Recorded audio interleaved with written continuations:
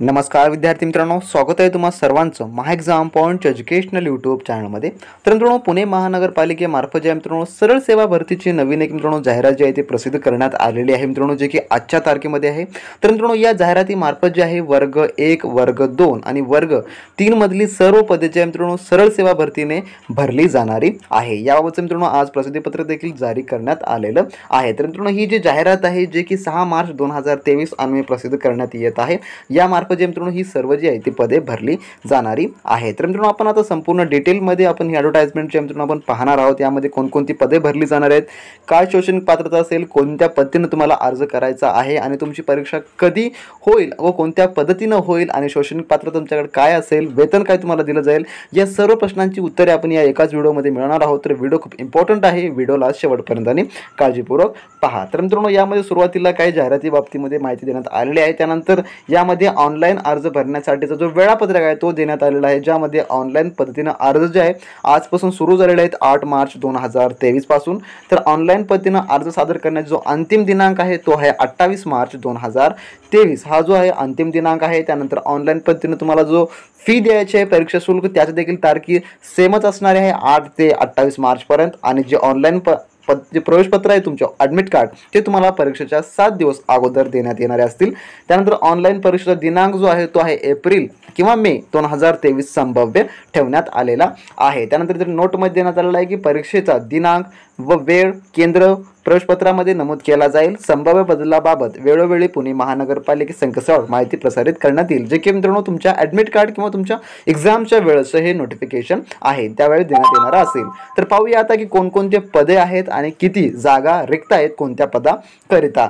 तर यामध्ये जो पहिलं पद आहे तो क्ष किरण तज्ज्ञ आहे, रेडिओलॉजिस्ट, सोनोलॉजिस्ट किंवा सोनोलॉजिस्ट। तर हे श्रेणी 1 मधलं पद आहे आणि उपलब्ध पदसंख्या जी आहे ती आहे 8। तर यामध्ये संपूर्ण कॅटेगरी करता एक पद या ठिकाणी राखीव देण्यात आलेलं आहे, जे की याची सविस्तर जाहिरात तुम्ही डिस्क्रिप्शन बॉक्समधील लिंकचा वापर करून आपला टेलिग्राम ग्रुपवर याची नोटिफिकेशन अवेलेबल आहे, तुम्ही तिथून देखील पाहू शकता। तर त्यानंतर दुसरं जे पद आहे ते आहे वैद्यकीय अधिकारी किंवा निवासी वैद्यकीय अधिकारी, श्रेणी 2 मधलं हे पद आहे आणि यासाठी जी उपलब्ध एकूण पदसंख्या आहे ती आहे 20।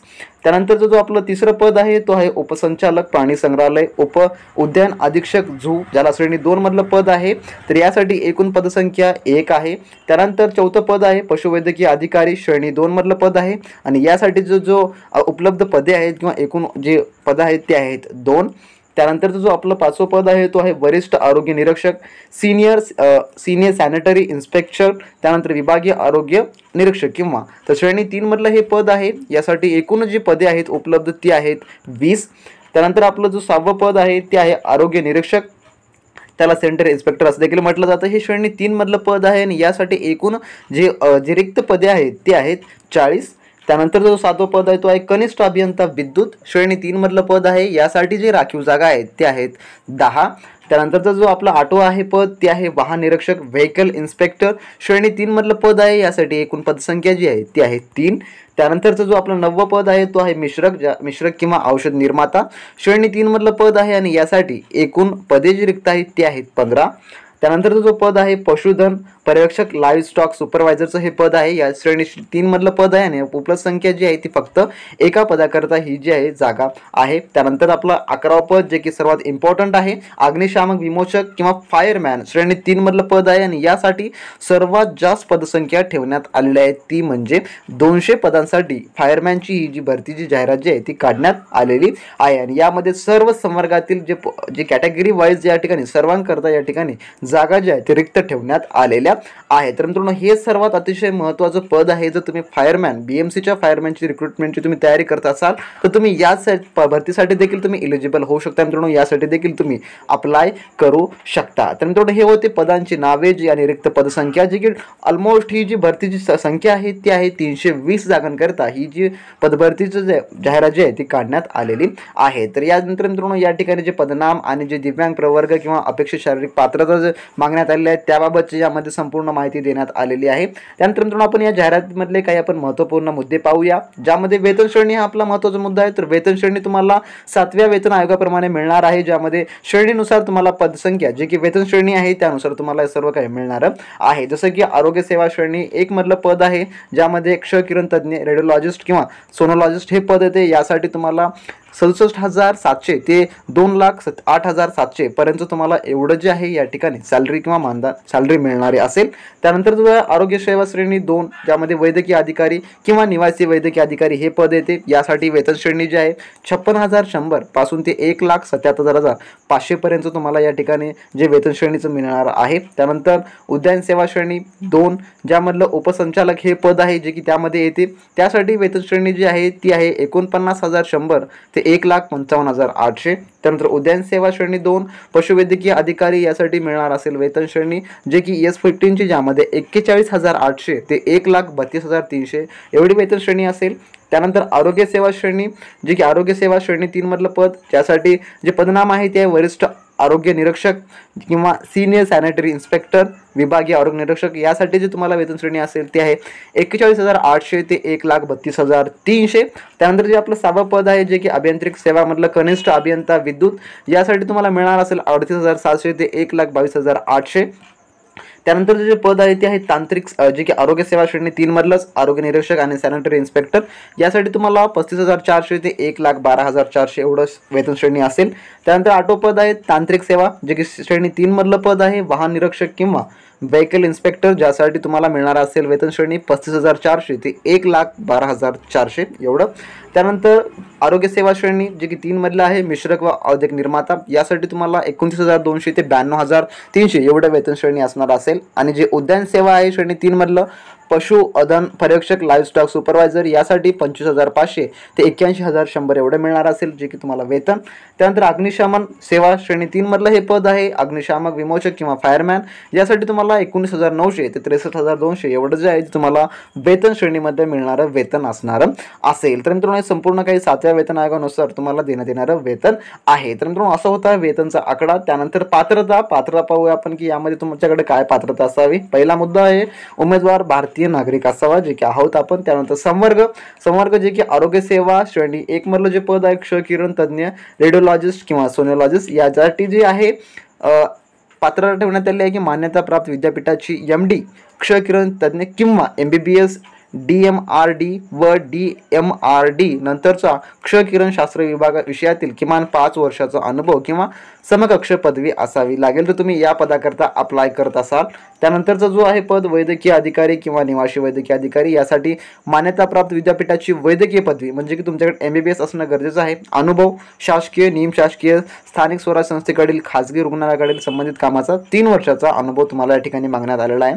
त्यानंतर तिसरं पद जे आहे त्यासाठी जे उपसंचालक प्राणी संग्रहालय उपउद्यान अधीक्षक झू जे की या ठिकाणी यासाठी मागण्यात आलेलं जे पात्रता आहे ते आहे मान्यता प्राप्त विद्यापीठाची पदव्युत्तर पदवी MVSC MUSC उत्तीर्ण असणं गरजेचं आहे. त्यानंतर प्राणी संग्रहालयातील कामाचा प्राणी व वन्य प्राण्यावर औषधोपचार करण्याचा 3 वर्षाचा अनुभव असणं आवश्यक आहे. त्यानंतर पशुवैद्यकीय अधिकाऱ्यासाठी मान्यता प्राप्त विद्यापीठाची BVSC पदवी उत्तीर्ण व समकक्ष आहारता अनुभव प्राणी व वन्य प्राणी औषधोपचार कामाचा 3 वर्षाचा अनुभव असणे आवश्यक आहे. त्यानंतर 5वं पद आहे वरिष्ठ आरोग्य निरीक्षक ज्याला की सिनियर सॅनिटरी इन्स्पेक्टर असं म्हणतात यासाठी मान्यता प्राप्त विद्यापीठाची पदवी आणि स्वच्छता निरीक्षक पदविका कोणत्याही स्थानिक स्वराज्य संस्थेतील आरोग्य निरीक्षक किंवा स्वच्छता निरीक्षक या संवर्गातील किमान 5 वर्षाचा अनुभव शास्त्र शाखेची पदवीधारक जे की पदवीधारक प्राधान्य देण्यात येणार आहे. 5 वर्षाचा अनुभव तुमच्याकडे कमीत कमी असणं आवश्यक आहे. त्यानंतर जो पद आहे आरोग्य निरीक्षक ज्या की सॅनिटरी इन्स्पेक्टर श्रेणी 3 मधलं पद यासाठी माध्यमिक शालांत परीक्षा म्हणजे की SSC उत्तीर्ण आणि स्वच्छता निरीक्षक पदविका उत्तीर्ण. त्यानंतर संबंधित कामाचा 5 वर्षाचा अनुभव किमान मागण्यात आलेला आहे. त्यानंतर शास्त्र शाखेची पदवीधारकास प्राधान्य देण्यात येणार आहे. त्यानंतरचा जो 7वं पद आहे जे की कनिष्ठ अभियंता यासाठी मान्यता प्राप्त विद्यापीठाची विद्युत अभियंत्री शाखेची पदवी किंवा पदविका अगर तत्सम पदविका असणं आवश्यक आहे तुमच्याकडे या रिलेटेड. त्यानंतर अनुभव अभियांत्रिक कामाचा 3 वर्षाचा अनुभव या ठिकाणी मागण्यात आलेला आहे. त्यानंतर वाहन निरीक्षक व्हेकल इन्स्पेक्टरसाठी माध्यमिक जे की फक्त तुम्हाला 10वी पास असणं आवश्यक आहे. त्यासोबत तुमच्याकडे ITI व NCTVT मोटार मेकॅनिक किंवा DEE DME कोर्स उत्तीर्ण असणं आवश्यक आहे. ITI मधलं जे काही कोर्स आहे मोटार मेकॅनिक ते तुमच्याकडे असणं गरजेचं आहे. त्यानंतर RTO जड वाहन परवाना ड्रायव्हिंग हेवी ड्रायव्हिंग लायसन्स तुमच्याकडे असणं आवश्यक आहे. त्यानंतर मोटार वाहन कायदाविषयक थोडक्यात माहिती आणि जे की पदविका धारकास 3 वर्षाचा व अन्य उमेदवारास 5 वर्षाचा अनुभव असणे आवश्यक आहे. जे पदवीवर अर्ज करत असतील त्यांच्यासाठी 3 वर्षाचा, जे ITI बेसिक वगैरे असतील त्यांना 5 वर्षाचा अनुभव असणे आवश्यक आवश्यक आहे.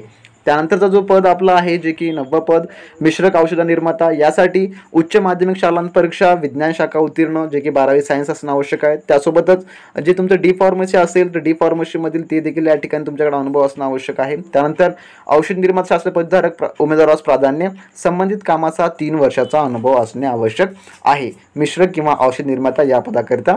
त्यानंतर आहे पशुधन पर्यवेक्षक जे की लाईव्ह सुपर स्टॉक सुपरवायझर, यासाठी जो आहे माध्यमिक शालांत परीक्षा SSC उत्तीर्ण किंवा समकक्ष आहारता. ब आहे मान्य संस्थेचा पशुसंवर्धन व दुग्ध व्यवसाय व्यवस्थापन कोर्स उत्तीर्ण, अनुभव पशुसंरक्षण कामाचा 3 वर्षाचा अनुभव असणं आवश्यक आहे या पदाकरता. आणि त्यानंतर जे आपलं सर्वात महत्त्वाचं पद आहे ते आहे अग्निशामक विमोचक फायरमॅन. यासाठी मित्रांनो जी पात्रता ठेवण्यात आलेली आहे किमान शैक्षणिक व तांत्रिक पात्रता, ज्यामध्ये माध्यमिक शालांत परीक्षा तुम्ही फक्त 10वी पास असणं आवश्यक आहे. त्यासोबतच राज्य अग्निशमन प्रशिक्षण केंद्र किंवा महाराष्ट्र अग्निशमन सेवा अकादमी महाराष्ट्र शासन मुंबई यांच्या 6 महिने कालावधीचा अग्निशामक प्रशिक्षण पाठ्यक्रम उत्तीर्ण असावा. त्यानंतर MSCIT परीक्षा उत्तीर्ण असावी जे की कॅम्प्युटर रिलेटेड तुमच्याकडे कोर्स असणं आवश्यक आहे. सोबतच मराठीचे ज्ञान असणे आवश्यक आहे. ही झाली शैक्षणिक पात्रता. आता शारीरिक पात्रता पाहूया आपण काय आहे. तर शारीरिक पात्रतेमध्ये उंची जी आहे 165 सेंटीमीटर ठेवण्यात आलेली आहे. महिला उमेदवारासाठी 162 सेंटीमीटर ठेवण्यात आलेली आहे. त्यानंतर छातीमध्ये साधारण 81 सेंटीमीटर फुगवून 5 सेंटीमीटर जास्त जे की फुगवूनचं आहे, महिलांसाठी हे लागू नाही. त्यानंतर तिसरं जे आहे वजन 50 किलोग्रॅम असणं आवश्यक आहे.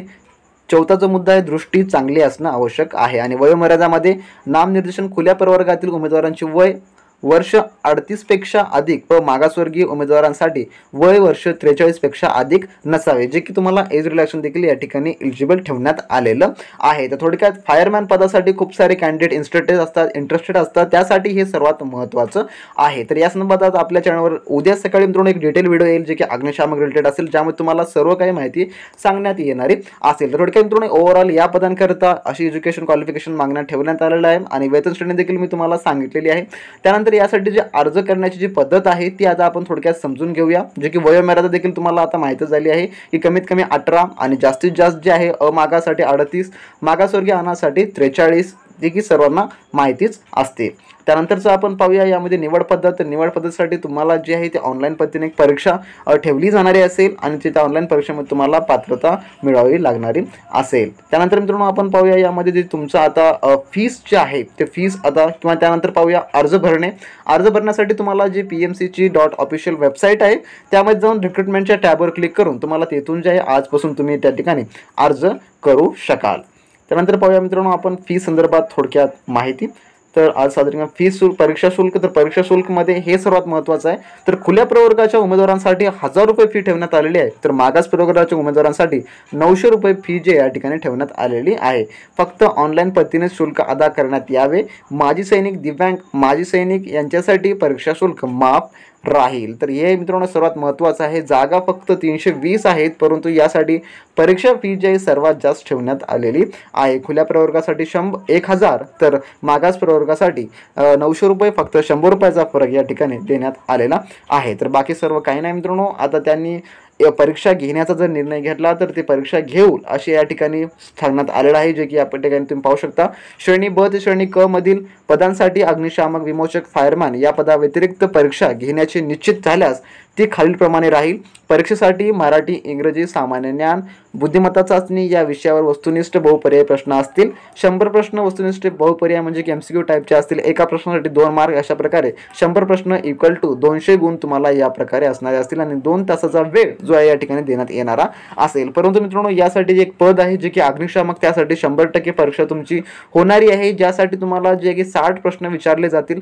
60 म्हणजे मित्रांनो तुम्हाला 120 गुणाची परीक्षा होईल आणि जे उर्वरित आहे ते तुमचं फिजिकल त्या ठिकाणी मेंटेन केलं जाणार आहे. तर मित्रांनो अशा प्रकारे ओव्हरऑल ही जाहिरात होती जी की आज प्रसिद्ध करण्यात आलेली आहे. तर तुम्ही यापैकी कोणत्या पदासाठी इच्छुक असाल त्यासाठी मित्रांनो नक्की अप्लाय करा आणि या संदर्भाचे जे काही लाईव्ह लेक्चर्स असतील आपल्या चॅनलवर लवकरच सुरू करण्यात येतील. आणि जे यापैकी अग्निशामक हे जे पद आहे या संदर्भात मित्रांनो उद्या सकाळी ठीक 10 वाजता आपल्या चॅनलवर डिटेलमध्ये व्हिडिओ जो आहे तो अपलोड करण्यात येईल, ज्यामध्ये स्पेशल आपण अग्निशामक विषय सर्व काही A to Z माहिती मिळवणार आहोत. तर मित्रांनो अधिक माहितीसाठी तुम्ही आपला टेलिग्राम ग्रुप जॉईन करून त्यातून देखील आम्हाला क्वेश्चन विचारू शकता किंवा या व्हिडिओच्या डिस्कशन बॉक्समध्ये किंवा टेलिग्रामच्या आपल्या डिस्कशन बॉक्समधल्या टेलिग्राम ग्रुपच्या लिंकला जॉईन करून तुम्ही